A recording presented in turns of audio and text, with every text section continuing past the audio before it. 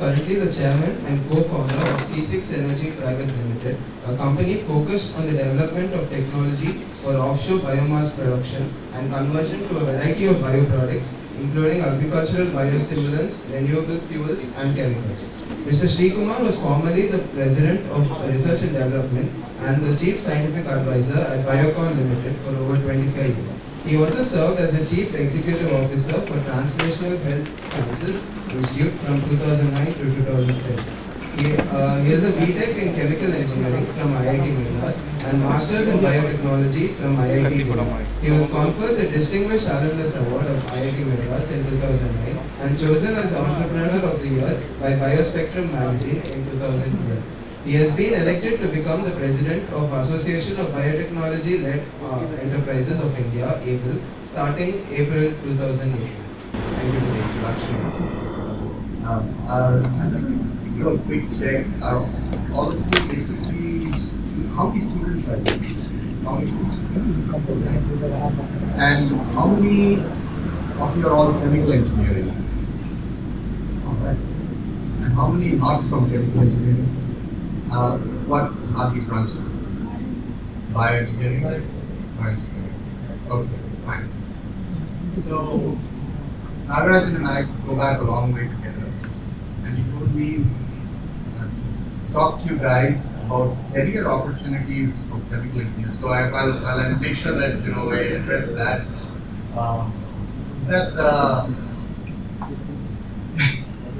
Is that something that I can speak for hours on this topic, and I'm very excited about the topic. But let's just before I talk to you more, are all of you, how many of you are graduating this June? Okay. And how many of you at least a year to go? So this is really the time to start thinking about it, right? And those of you who are graduating this June, have you all got jobs and have you got stuff? How many of you are all placed?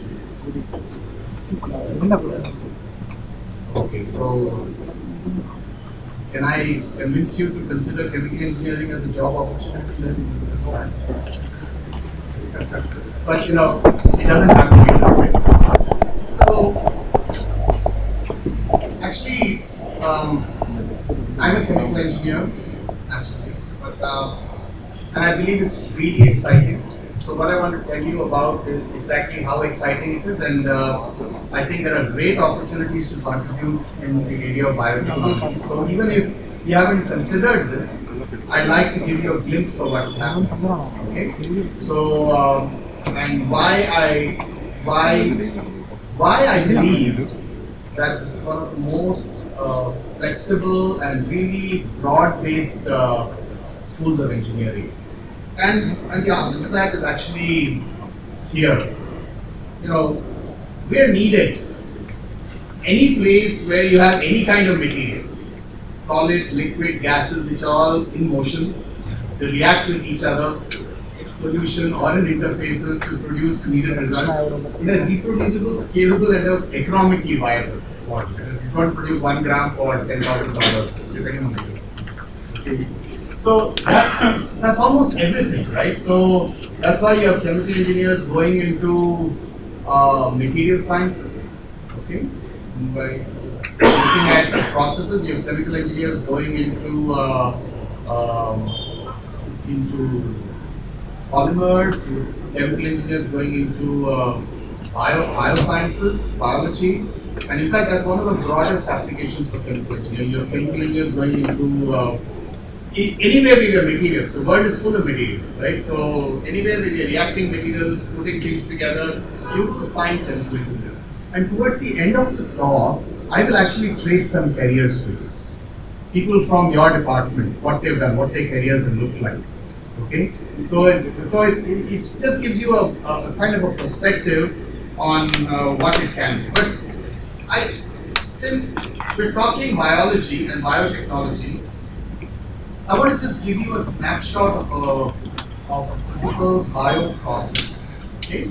And then try and talk you through where you see the opportunities for chemical engineers and all the stuff that you've learned there is. Assuming, so this is what a typical bioprocess is. How many of you have heard of the term bioprocess? You know, is that familiar to you, or yeah, it's kind of okay. But for leaving out the biologists in this room, it's typically, you know, you deal with some living system. It could be a microbe, and it could be a bacteria, a fungus. Have you heard of these terms before? Yeah, it's pretty commonplace, right? And the interesting way we look at it is, and then you make that dance to your tunes. Okay, that's what we do as biochemical engineers. You take something which is living, free flowing, and then you make that dance to your tunes. So these microorganisms, the way we look at it as chemical engineers, are basically a small little factory, a nano factory. Okay, and I'll tell you more about it. It has its own internal DNA sequences. There's a lot of there's a lot of stuff that chemical engineers can do inside of a microbe. It's microscopic. It's a few microns across. Okay, and then you put that into another factory, which is basically a bioreactor. Which is, well, what does this resemble most? It resembles a stir tank reactor, right? How different can it be from all the principles of a stir tank reactor? What is the subject in which you learned about stir tank reactors? You learn about packed bed, CSVRs, reaction engineering. Yeah, right. So you will find that when you take a microbe and you actually put it into a bioreactor, you have I'll go through this in detail, but what do you see here? You see stuff like you have a reactor, you have something spinning, you have bubbles in there. What those bubbles are either air or oxygen. Okay? What do you think happens in the interface of those bubbles and water? Mass transfer, right? Okay? So can you see how even if it's a biological system, you can actually get all the stuff going. And then you put it into another factory, which is a larger production plant where you put this. So it's like a factory within a factory within a factory. You know, in electrical engineering, one time it was all electrical engineering. Then suddenly started branching into low current, LC. Okay, where you started going into electronics and that became a separate branch by itself. That's exactly what happened to chemical engineering. We used to have this high pressure, high temperature stuff, and all this is low pressure, low temperature reactions.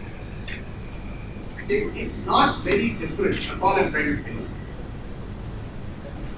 Okay, so these are actually core subjects. So you must forgive me because this is what I read. I don't know if you increase stuff beyond the years, but basically chemical reaction engineering, kinetics, heat and mass transfer, fluid mechanics. You guys still do unit operations? Yeah. Modeling and simulation and process control. Have I left out something here now? Come on, one subject I put it down here because that's something I didn't choose. Because I put down, I'm speaking actually to you from personal experience. Okay? So it's being kind of limited, but I actually, as a chemical engineer working in biotechnology, I've used each and every one of these subjects. Okay? So if you haven't done these subjects, you're doing it, it's a good time to pay attention to that. So it can be interesting, the ramifications of what you can do. So what I'm going to show you next is a typical bioprocess. Something that I developed when I came fresh out of college. Okay, so I joined Biocon and I was put to work on this process, and I call it solid state fermentation. And you know, I really thank my stars that I actually learned chemical engineering, because I have so much, and I'm going to take you through this process. I'm going to show you where I used what I learned. So a typical bioprocess is you start with a microbe. Okay, and that's actually the cube culture. And I'm going to show you pictures of all of this. And then you put it into a fermenter, and then you take it through. In the case of solid state fermentation, what happens is that it's very similar to composting in a garden, right? You heap up some dry leaves, and then stuff goes through it. So you have fungal strains that actually go in three-dimensional matrices. Have you seen a piece of bread go moldy? Right? That's solid state fermentation.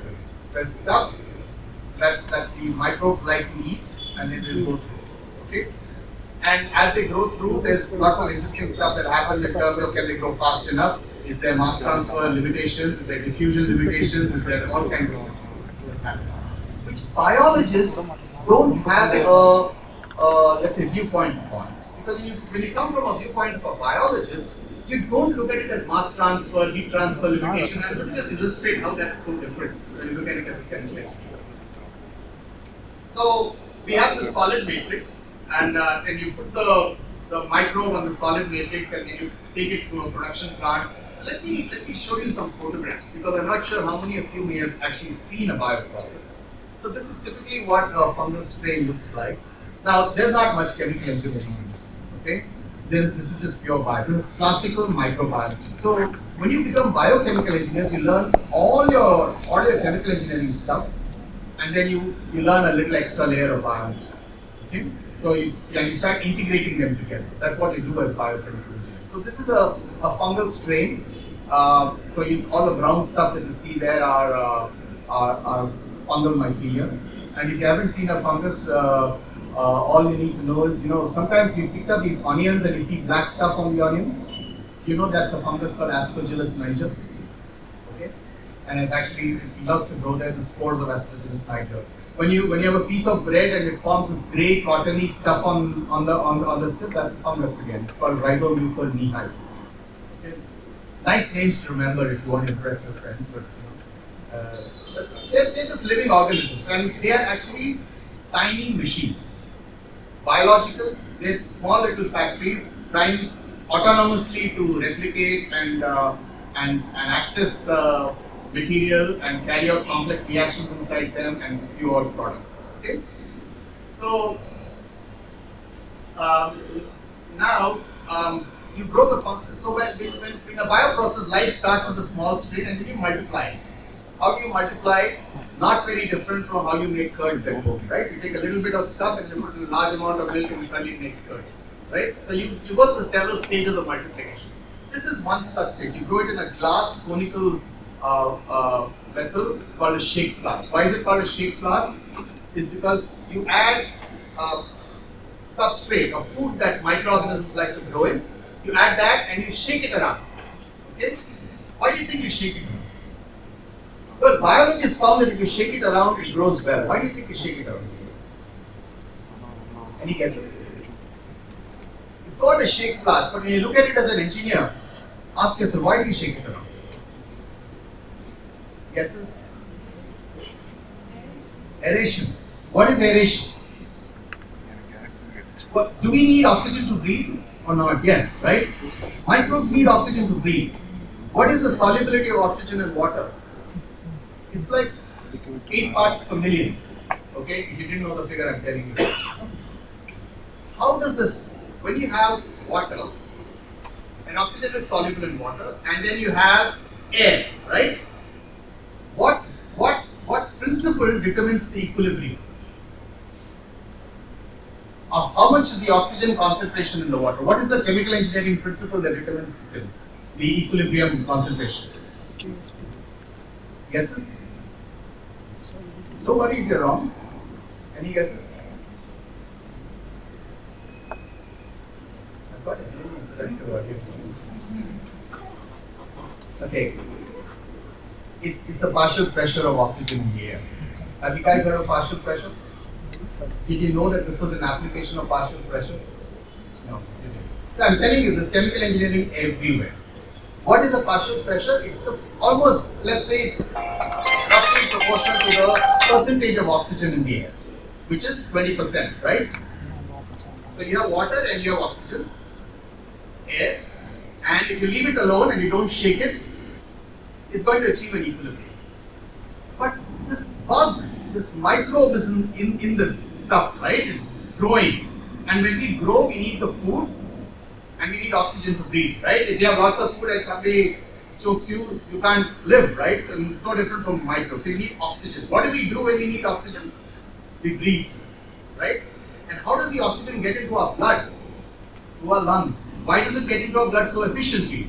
Because of the large surface area in our lungs. And what is the relationship between the transfer of oxygen and the surface area? What determines mass transfer limitation? What do you need? Large surface area, right? You remember your mass transfer equations? Okay? There's an area in that somewhere. That's what you have. In your lungs, you have large amount of area. There's chemical engineering right here. I'm telling you, no other branch of engineering teaches you this stuff.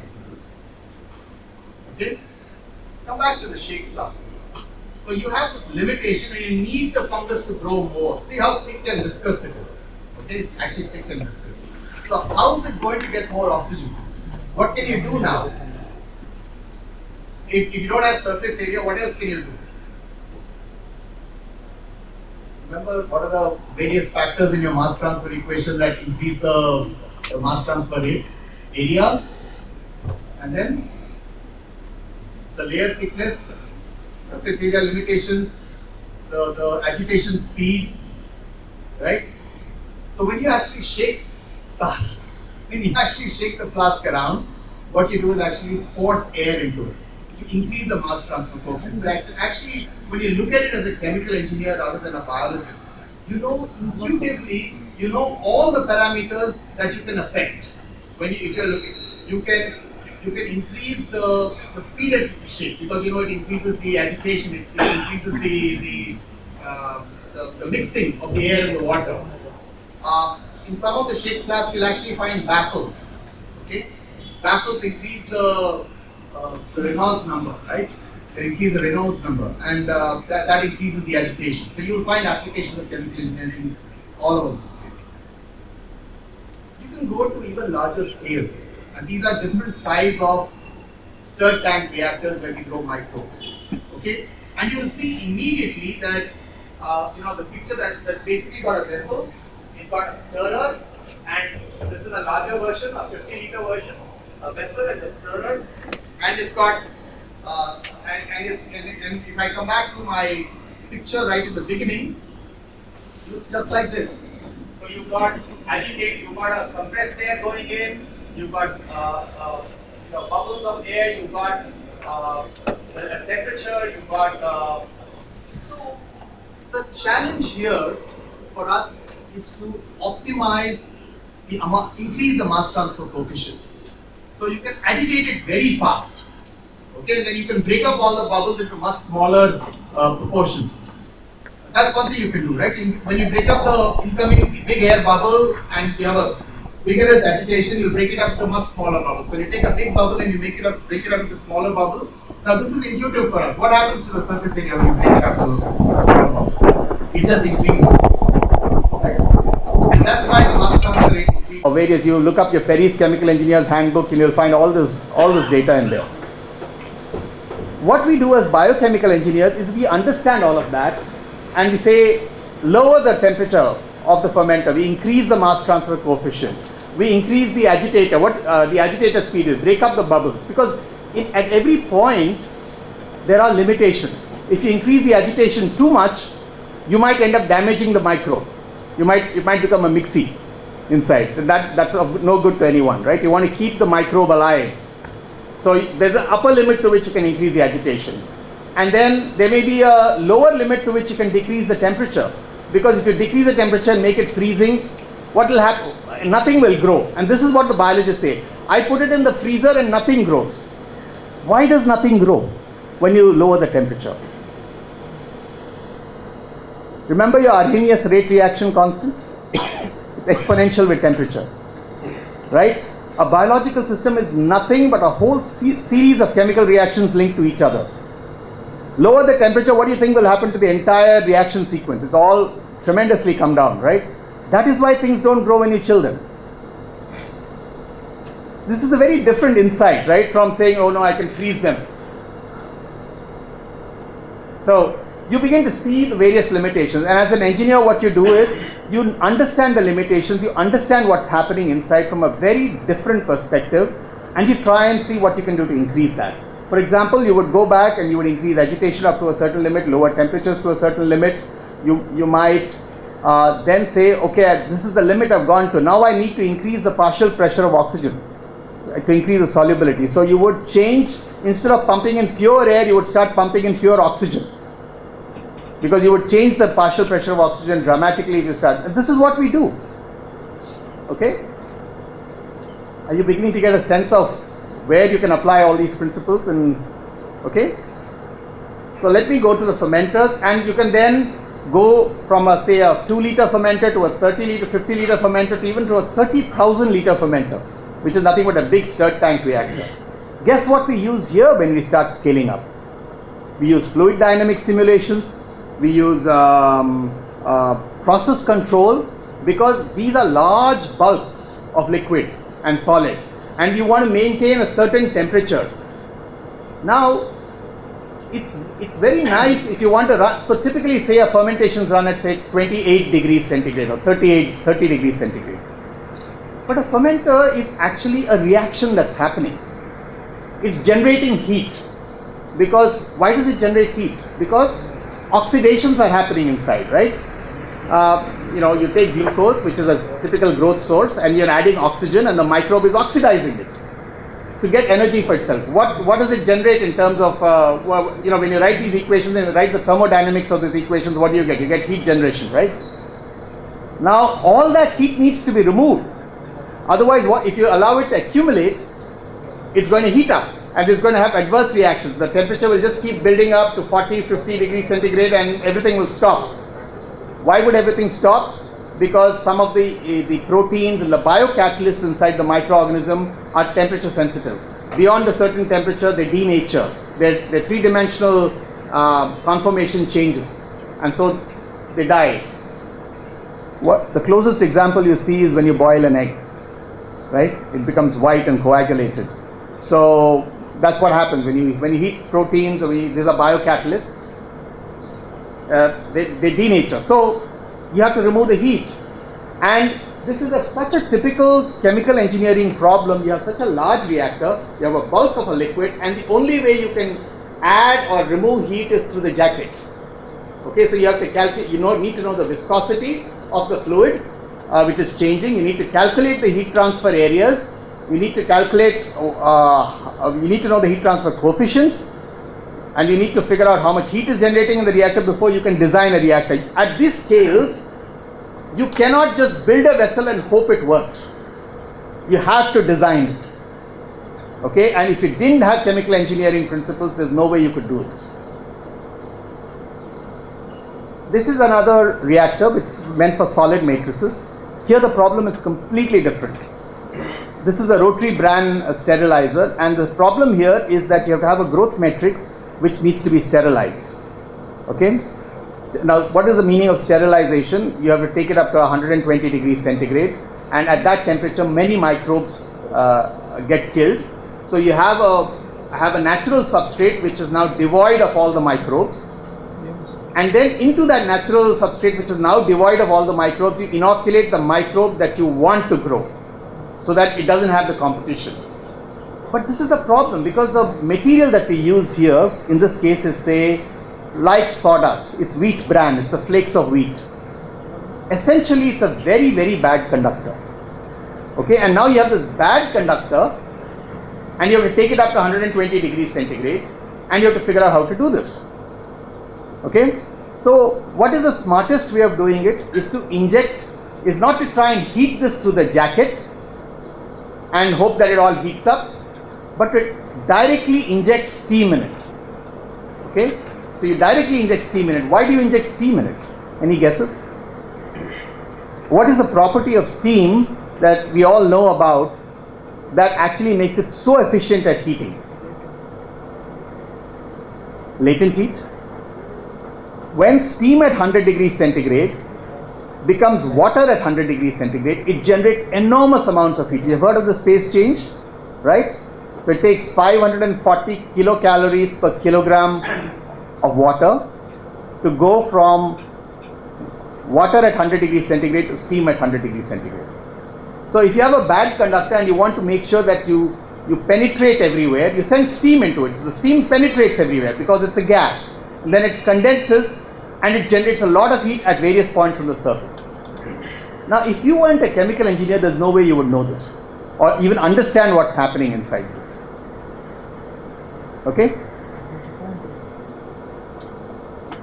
Now, after you've inoculated this matrix with the microbe of your choice, you have to let it grow. So typically what is done is you put it in rooms like this. This is called a fermentation room. Now as the microbe grows through in these trays, so it's actually now in this tray what you see, the tray is made of aluminium, and there's a reason it's made of aluminium, I'll come to that. And it's growing in this matrix. Right now you don't see the growth, but it's going to grow. And remember, it's a bad conductor of heat, this whole matrix. And as the microbe is growing, it's generating a lot of heat. So we need to make sure that the heat is removed. So you need to use the best conductor that is affordable. And that's why it's made of aluminum. Okay, and you learn that in your heat transfer. You don't use silver, you don't use stainless steel, because those are all, the conductivity of these materials is low. So you use aluminum. Okay, and you actually, so you don't just fool around, you just use them because you know this is the way to go. And the other challenge, and that's a real challenge, is that you have to prevent this matrix from losing moisture. Because if you lose moisture and you go below a certain level of moisture, the reactions don't proceed. In other words, explained in chemical engineering terms, if the water activity of the matrix, have you heard of the term water activity? Physical chemistry, okay. The water activity comes down, the reactions won't proceed. Okay, so you have to keep it, in layman terms, you have to keep it wet and moist. It's a real challenge. Now this room is humidified, and this room also tends to heat up, pick up. Okay, so what is the challenge in keeping the room at saturated humidity when it's heating? Now, what is the subject that we learn all this in? You know, relative humidity, right? Wet bulb, dry bulb temperatures, have you heard of these terms? Okay. So when you have a block of air and it's saturated at 28 degrees centigrade and you heat it up to 30 degrees, you know from chemical engineering that its ability to pick up more water increases enormously. Okay? So in other words, if air goes from 28 degrees saturation to 30 degrees saturation, heating up in this room, okay, it's hungry for water. Okay, and where will that water get picked up from? It will get picked up from the matrix and it will dry it out. So you have to know that, and you have to add enough water back into the air. And see these pipes running at the top of the room? You add back enough water in a calculated fashion to keep it saturated always. When it's saturated, there is no driving potential between the matrix and the air, therefore you don't lose water. Now this would be difficult to explain this to people who are not engineers, because everybody will be seeing stars. If I try and explain this to a biologist, they'll all see stars. What are you talking about? Driving potentials, relative humidity, saturation. But that's exactly what happens. And I can guarantee you that if you didn't do these calculations, you won't be able to scale up. Okay? Now you have the product that is made already and available in this matrix. Okay? It's very well, and you have to get the product out. Okay? So what we do is we take the product and we put it into a column like this. And then we either send solvent to the column or we send water to the column, depending upon whether it's a solvent soluble product or a water soluble product. And you have to calculate, you have to know how much water I should send, at what aerial velocity I have to say. Aerial velocity is a term that we use as chemical engineers. Okay, at what volumes you have to send, and how much should I send so that I will get the maximum efficiency. You do all the calculations in terms of height equivalent of theoretical plates. Have you heard of the term height equivalent of theoretical plates? But you use it in a distillation context, right? But here you can use it in all of these. Calculate how long the column needs to be, how broad it needs to be, what rate, and you can do all of these experiments on a small scale and scale it up. And I've done it. Okay, so it works. So you've got this product. You get it out into the extract, in the liquid. Say, let's say you have a protein. In this case, let's say we were trying to make an enzyme, which is a protein, and the enzyme is soluble in water. So you sent the water through this extraction column and you got the product out. Okay? You have to recover the product. That's when you go into these kind of filtrations, and that's where you use all your unit operations principles. You know, you'll find in unit operations, when you do a plate and frame filter, you learn about cake formation, and you learn about how much the cake should form, how much it would, what pressure drops it will create. Okay, you can apply all of these principles, but on a different scale to microfiltration. It's nothing but filtration, but on a micro scale, where the pore sizes are very small. Small enough that it can retain even molecules like proteins. But the design of this, and so what happens is these are hollow fibers, these are long hollow cylinders, and the wall of the cylinder is actually the filtration membrane, and through the center of the hollow cylinder you send a flow of water with the product, and the water goes through and the product stays behind.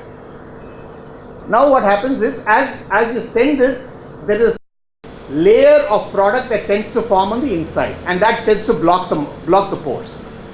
So you have to keep washing that away, and you wash that away by maintaining a certain Reynolds number inside the filter, so that you maintain a turbulence. Make sure that it goes beyond the laminar flow zone, so that it doesn't form a static layer. Okay, but you can calculate all those numbers. You have the product, sometimes you have to recover it using chromatography. How many of you have seen an HPLC in the labs here? Okay, but you know, you can actually run HPLC on a production scale like this. These columns are 0.5 meter in diameter, and you use all of the principles, and the guy standing here is a chemical engineer who's looking at this. Okay, so my intention of taking you through a bioprocess was to tell you that you use these chemical engineering principles almost every stage. We went through fermentation, but even fermentation is very different. I showed you just one example of a fermentation that's called batch fermentation. You put it in a tank, you shut it up, and you keep stirring it. But you can have a tank where you keep adding and keep removing. Okay, you can have a fed batch, you can have a continuous, and all of these is something that you've learned in your reaction engineering. Now, we've done catalysis, right? And you use catalysts, and it's a very familiar principle in chemical engineering. But in biological catalysis, where you have proteins and enzymes as the catalyst, you can use them, you can model them, and you can actually calculate rate kinetics, at what rate the diffusion, at what rate the substrate comes into the product, reactants come to the catalyst, what rate the products are formed, and you can model all of this in order to design actually production systems where you have catalysts in bed. Apart from temperature and pressure, I guarantee you there is nothing different from chemical catalysis and biological catalysis. Okay? You could do synthesis in solvent and aqueous media. That's a completely different thing. I've already talked to you about separations and protein recoveries. And there are many other unit operations. The biological processes are full of unit operations, whether it's filtration, drying, centrifugation, extraction. All the unit operations are used verbatim in biological processes. Okay? And then comes an interesting thing about process control. I talked to you about the large scale fermenters. You actually write complex algorithms because you know the reaction time of these fermenters are so large that you have to start, if your fermenter is cooling down, you have to start heating the fermenter before it actually reaches your endpoint. You know, you have to use all the PID controls that you've learnt about, all of them are applicable in fermentation. And I already talked to you about oxygen transfer and stuff like that. I'm going to have a drink of water, if there's water available, but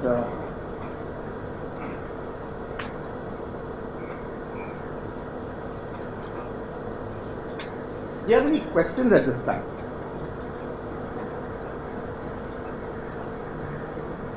No? Okay.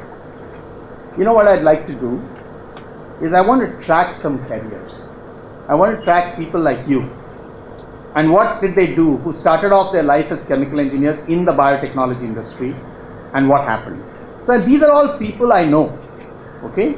So so let's just go down the list. And I don't have an internet access here, but I'm sure, yeah, okay, there. This is Dr. Vijay Raghavan, okay? Chemical engineering BTech from IIT Kanpur, 1975. He just retired as the secretary of the Department of Biotechnology, Government of India. Okay? Started life as a chemical engineer. Became an expert in fly genetics. Okay? Drosophila fly genetics. Was the director of the National Center for Biological Sciences in Bangalore. Then became the Department of Biotechnology secretary and just retired. Just a chemical engineer. Okay? Then let's look at somebody else. Let's look at Harish Iyer. Okay? Let me just pick up Harish Iyer if I can pick him up. Yeah. Okay. Sorry, I don't have Harish Iyer here. Okay, let me pick up the next in line, doesn't matter. Oh no, I have Harish Iyer right here. This is Harish Iyer. Okay? Harish Iyer did his BTech in chemical engineering from this very department. Okay? I am not sure when he graduated, I think it was in 1990. Then he did his PhD from Rensselaer Polytechnic. Okay? And he is now the senior advisor at Bill and Melinda Gates Foundation. He was also the senior scientific, so he was the chief executive officer of Shankar Biotechnics. Before that, he was the vice president and head of R&D at Biocon. So he followed me. I hired Harish and he followed me. Okay. So there you are. BTech, Indian Institute of Technology, 1986 to 1990. Okay. Let's look at somebody else on this list. This is Dr. Kartikeya Reddy. Okay, Kartikeya Reddy also is an alumnus of this very department. Okay, he did his BTech from the Indian Institute of Chemical Engineering from the Indian Institute of Technology in Chennai. Okay, I'm not sure when he did this, but I think it was roughly around the time Harish graduated. Then he did his PhD in Chemical Engineering from Illinois, Urbana-Champaign. He is right now the Executive Vice President of Biologics Production at Reddy Laboratories. Okay, chemical engineer again. Remember the guy who was standing next to the chromatography column? His name is Arun Chandavarkar. From chemical engineer from IIT Bombay, he's the managing director of Biocon right now. These are people I know. Okay, he and I worked together. He did his PhD from MIT after finishing his IIT Bombay chemical engineering, and he was an expert on membrane technology. And he and I worked together to develop processes in Biocon. Okay, chemical engineer again. This guy is Dhananjay Patankar. He's a chemical engineer from IIT Bombay with a PhD in chemical engineering from University of Utah, and then he was at Intas. He was the chief operating officer at Intas Biopharmaceutical, very big biopharmaceutical company, and now he is vice president of research at Syngene Limited, biologics department. So all I'm telling you is that the chemical engineering, and by the way, you'll find similar backgrounds, but maybe in aerospace engineering or material sciences, or in electronics somewhere. All I'm trying to say is that this is so versatile. The kind of founding, the principles that you use, they're so versatile that you can use them anywhere. I can go on and on. It doesn't matter whether you're a chemical engineer. You can be the head of marketing. This is Ajay Bharadwaj, chemical engineering from IIT Delhi. He's now the founder of Anthem Biosciences. This guy is interesting. Cedric Vaz. He makes beer. And he's the chief supply chain officer at United Breweries. And he's a chemical engineer from IIT Kanpur. And he writes here, the highlight of my initial years as a chemical engineer was the development of a new technology in alumina hydrate particle classification using hydrocyclone technology. So, the good part is that if you didn't know a word of biology now, doesn't prevent you from making it to the biological sciences. It is all the same basic principles. Let me just, this guy is called Per Faghor. So I'm not just restricting myself, I know these people. He didn't even finish a PhD. He is from Denmark Technical University, and he just has a master's in chemical engineering, MSc in chemical engineering. Okay? Yeah, so he says MSc in chemical engineering, and he's become the head of research, executive vice president for Novozymes. Okay? One of the largest biotechnology companies in the world. So if you're a chemical engineer and this guy is very interesting. Talked about strain engineering. Chetan Khosla is a professor at Stanford University. did his bachelor's in chemical engineering from IIT Kanpur, and he went on to invent the polypeptide pathway. You know, polypeptides are new classes of antibiotics, and so he figured out that the microbes make these complex molecules with a series of reactions, one after the other, and he figured out all the kinetics between the reactions, and he juxtaposed all the biocatalysts one after the other in series in a microbe, and he created new kinds of compounds that the microbe originally wasn't created. Okay, chemical engineering. And if you're not interested in any of these fields, you can even become a guy who goes into investment banking. This guy is Anders Ford, but look at his background. He's now, by the way, he's a principal of investment, the senior director of investments at Novo Holdings. Okay, and he has a PhD in biotechnology and MSc in chemical engineering from Denmark. So I mean, these are people I know, I interact with, so I know that they're all chemical engineers. So that's why I just didn't pick up anything. But the whole aim of this was to tell you that you've really picked a fantastic profession and a fantastic career. Okay, and it's really up to you.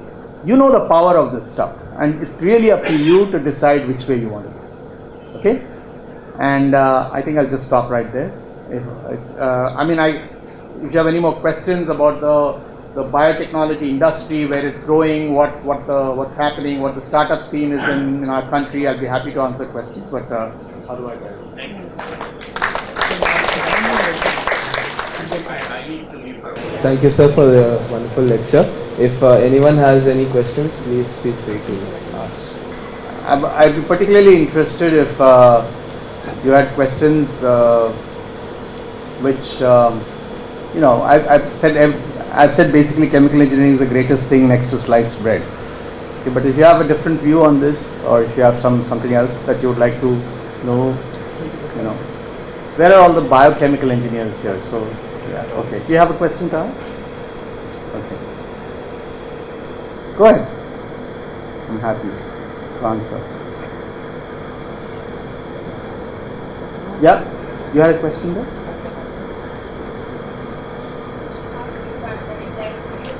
Can you stand up? Can you, or use a mic? Yes.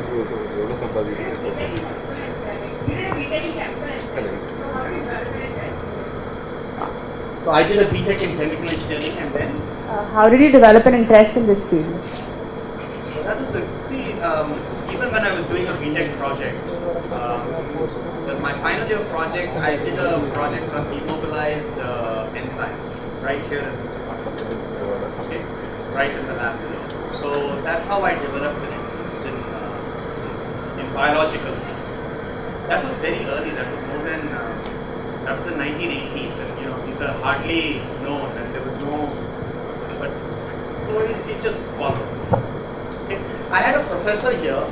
His name was Shastri, and he was an environmental engineer. Environmental engineering and chemical engineering, and that's the closest thing you could come to biochemical engineering. So it had microbes, and he would take me along to. He would be a consultant to several industries to help them manage their wastewater process. Okay, so he would take me along, and I would see these microbes grow, and that's how you kind of say you begin to wonder, hey, what these are.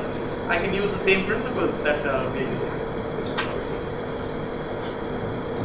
Yeah, go ahead. How do you go about something about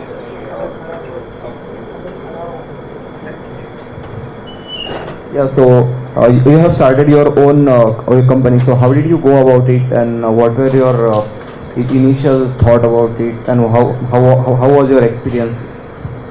So I set up my own startup only about 6 or 7 years ago. Otherwise, I was working for a large company, right? 25 years I was working for Biotechnology. And then I never thought I was going to start a company. But I was also visiting faculty at this department, biochemical engineering. And then I came across a group of students like you. And they had just finished they just got together for doing a competition in biology called IIT. I don't know if you've heard of it. It's some competition. So they came together as a team. Okay, and then they did well, And then they had 1 year left to graduate, and I was a visiting faculty. So we said, okay, let's now start brainstorming about how you can use your education to solve big problems for India. Okay, and it was like a very free floating thing. It doesn't matter. Anyway, after 1 year, everybody will go different ways. Let's just dream up of something. And it was more like an exercise to look at it. So we picked a problem of biofuels and tried to figure out how we could create a solution that was relevant and scalable for it. And the main issue was that if you look at 2020 and you look at the amount of crude oil that India is going to import, and you look at how much biomass you need to make that much of biofuel, that much of biomass is equal to an entire agriculture. So then the question was, if you're going to ever make biofuels, what are we going to eat? So the natural extension was, why don't we grow plants in the sea? Then we can literally have our cake and eat it too. You can grow the plants in the sea and then you can do it. It sounded like a good idea. So they started working on it and nothing was clicking. It was time to graduate in March. I think everybody was saying, so somebody had a job at Sabre, somebody had a job at BCG, somebody had PhD admission. Okay, they were all going in different ways, and then there was a sudden breakthrough. Said instead of looking at microalgae on the sea, why don't we look at seaweeds? So that solved some fundamental problems that we had identified. And then it looked very exciting, and so they said, okay, let's start a company. That's how it happened. Completely accidental, not planned. Long answer to your short answer. What has been the experience? Okay, we started in 2009. Saw the stream. 2010 they graduated, so we started the company right in this campus. So the labs were in the Department of Biochemical Engineering, the offices were in the Department of Management Studies, and then we moved to Bangalore after 2 years, and now we have about 35 people working for the company, and I think about 20 people are from the IITs. And about at least 10 or 15 are from IIT Madras, but from different colleges. So it's been a great experience.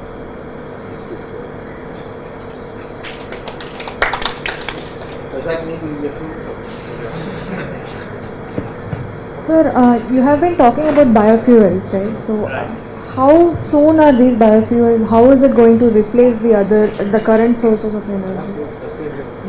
A biofuel is a biofuel, doesn't matter where it's made from, right? I mean, the key hallmark of a biofuel is that it's made with today's carbon dioxide, not carbon dioxide of a million years ago.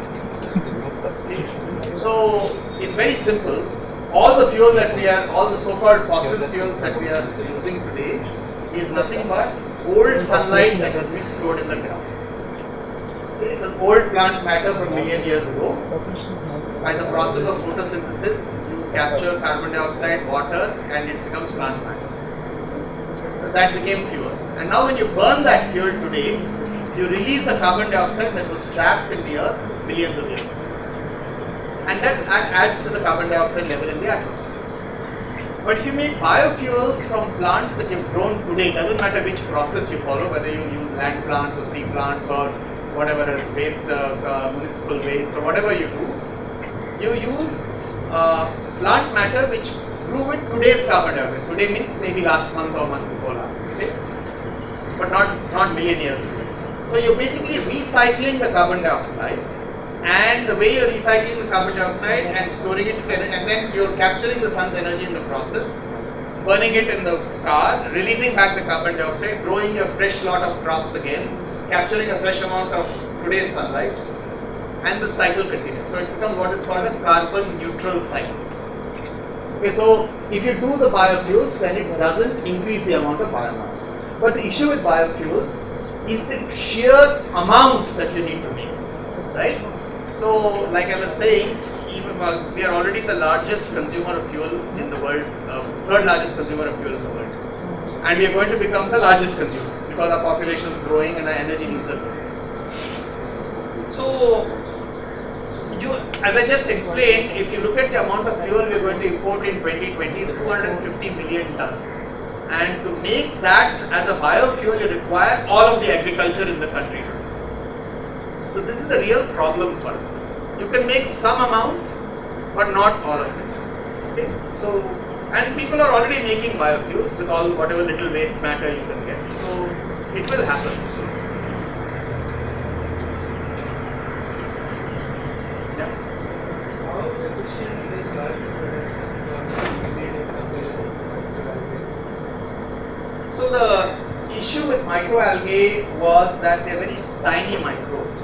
Okay, so even if they are efficient at capturing sunlight, you need to use things like microfiltration and ultrafiltration to separate them from the suspension, so that you can then convert that into product. That's an energy-intensive process, the harvesting and the filtration. So if you do the energy balances on that, you will find that the amount of energy that you're getting out is almost equal to or only slightly more than the amount of energy that you're using.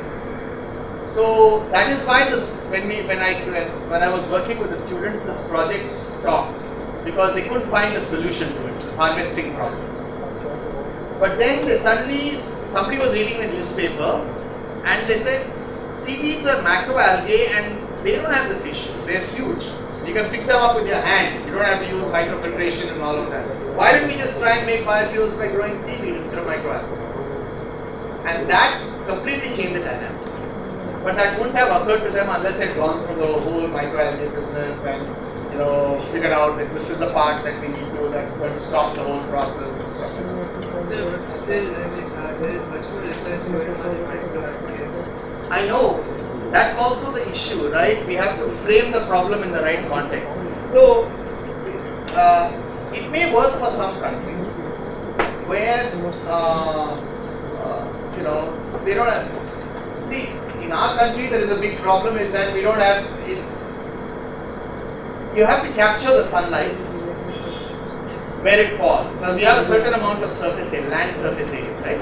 And you capture the sunlight, and whether you capture it as plants or as microalgae or whatever else, you can only capture so many watts per square meter based on the amount of land you have. If you do the simple math, India has among the lowest amount of land per capita among all the countries.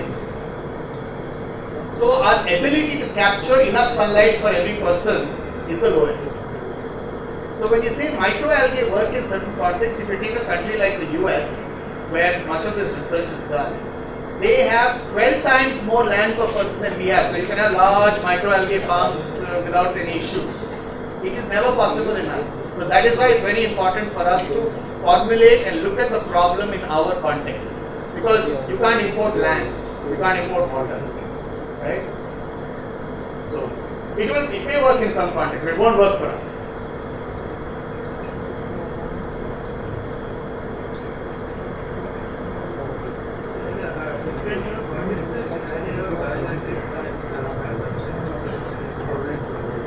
Why is the research in comparison to other countries? Why is the research?